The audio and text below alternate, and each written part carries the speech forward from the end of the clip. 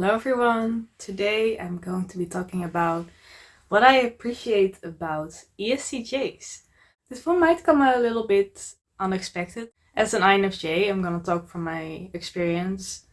And I think ESTJs and INFJs are not necessarily two types that seem very similar at all, So you might be wondering like aren't we just gonna clash, because we're so different? But in my experience, one thing is that ESTJs are a very common type, as I've seen at least. Like I've met a lot of ESTJs in my life, so it's a lot easier to connect with a certain type when they're actually around, At least, for example, as of now, I have never really met another INFJ in real life because I believe INFJs, and also the same kind of goes for types like ENTJ and INTJ. It's like I just don't tend to meet them a lot.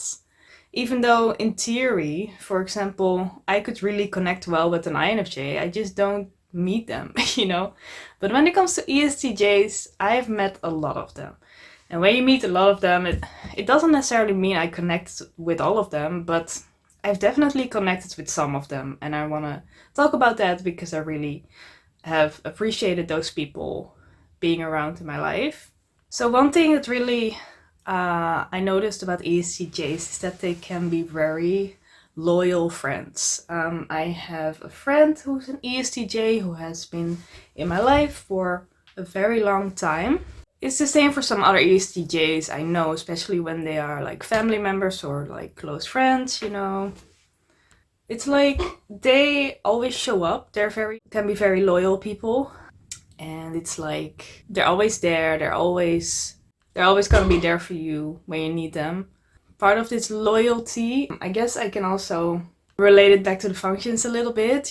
This has mainly to do with their first two functions. TE, for example, is a very outward function that's very much looking at other people's opinions to form their own opinion. So people with dominant extrovert thinking are often very group oriented, like they want to know what's going on, so they talk to people a lot about what's going on with their thinking, and they can be very group oriented.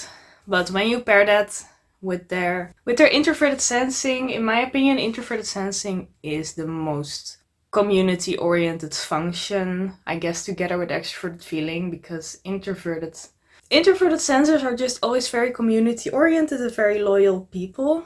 So when you get that combination, I noticed that a lot of ESTJs, well, at least the ones who have their priorities straight, right? They can become like the most loyal people ever. And I really appreciate that. Some of them have been around my entire life, and well, not my entire life, a big part of my life, and always been there.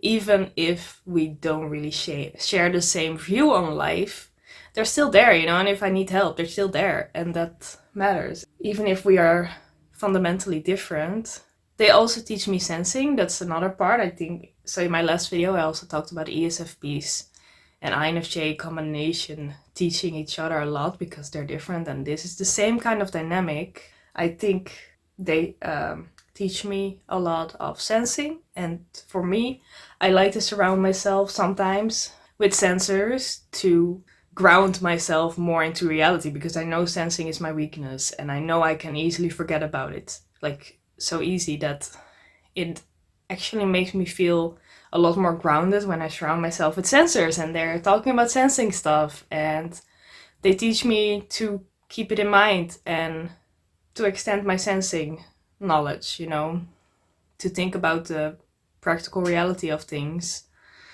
ESTJs, when you are a part of their family, in one way or another, they will want to get to know you, they'll want to spend time with you, and one thing that ESTJs really like to do is help out with problems because of their extroverted thinking. And they are usually eager to help you, especially if you have practical problems, to provide a solution, which is very helpful. They are also always ready to take action. It's like they're always ready to get things done. And I also appreciate that about them. And they're good at like keeping order in things and efficiency. It's like if they have a plan, you know, they're good at just executing it and making everything work and just keeping things organized, keeping things in order. And I do appreciate that because I'm still a J type, you know, even though I have extroverted feeling, I do like keeping things organized every now and then. It's not my main function, but I like to have some sort of structure around me, and I like to make plans, make systems, you know, to keep things in order like that. And that's a thing that I really like to do too. And I do like doing that sometimes. I just don't shut my emotions out like they do. I usually like it works together with my emotions, but that doesn't mean that it's not about structure. You know, I like structure, so we definitely have that in common. On the other side of things, I do mostly appreciate ESTJs who don't fully shut out their FI. The funny thing is that I tend to gravitate a little bit towards the female ESTJs.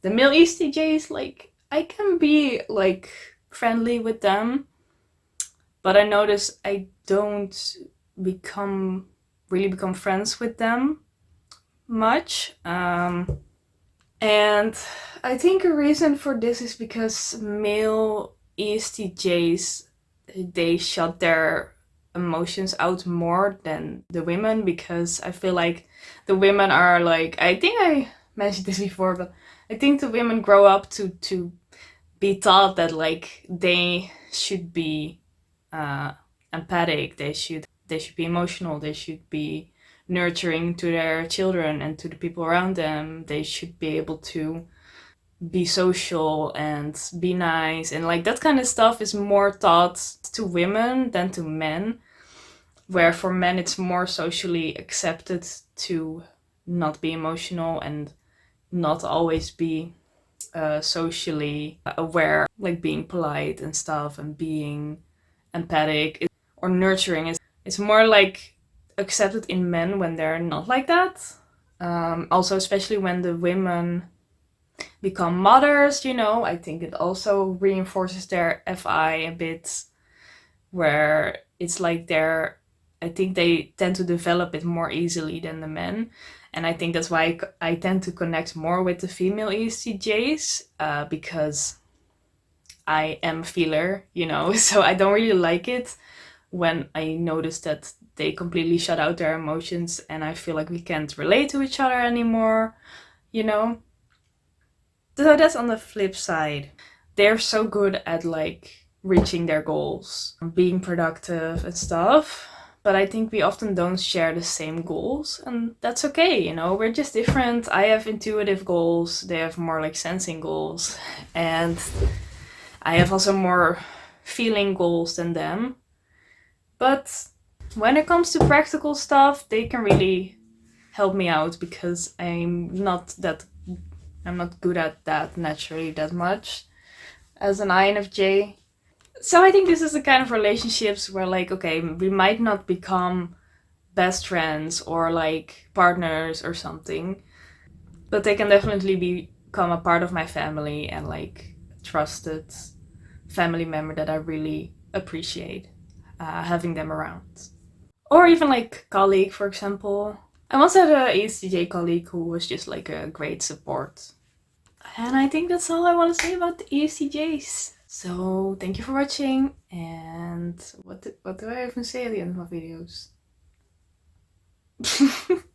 It's the end of the day. I'm like, my brain isn't working anymore. I will see you in the next video. Goodbye.